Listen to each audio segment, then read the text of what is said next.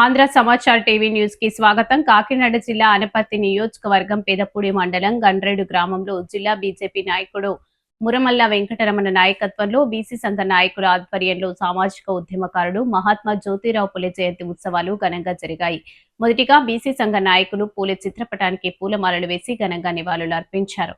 తదుపరి బీజేపీ నాయకులు మురమల్ల వెంకటరమణ మాట్లాడుతూ 1827 నవంబర్ 11న మహారాష్ట్రలోని పూణేలో జన్మించిన జ్యోతిరావు పులే భారతీయ సామాజిక సంస్కరణలో ప్రముఖుడు. కుల వ్యవస్థ, మహిళా అణచివేతలకు వ్యతిరేకంగా జీవితాంతం పోరాడి 1873లో సత్యశోధక సమాజాన్ని స్థాపించారు. విద్యా వ్యాప్తి కోసం 1848లో మహారాష్ట్రలో మొట్టమొదటి బాలికల పాఠశాలను ప్రారంభించిన మహానుభావుడు. కుల వివక్షకు వ్యతిరేకంగా ధైర్యంగా పోరాడిన సంఘ సంస్కర్త పూలే శతాబ్ది జయంతి సందర్భంగా ఘన వేడుకలు నిర్వహించారు. అణగారిన వర్గాల, బలహీన వర్గాలు, ముఖ్యంగా మహిళల విద్య అభివృద్ధికి, ఆయా వర్గాల్లో చైతన్యం కలిగించడానికి తన జీవిత కాలమంతా పోరాటం చేసిన మహనీయులు మహాత్మా పూలే అని కొనియాడారు.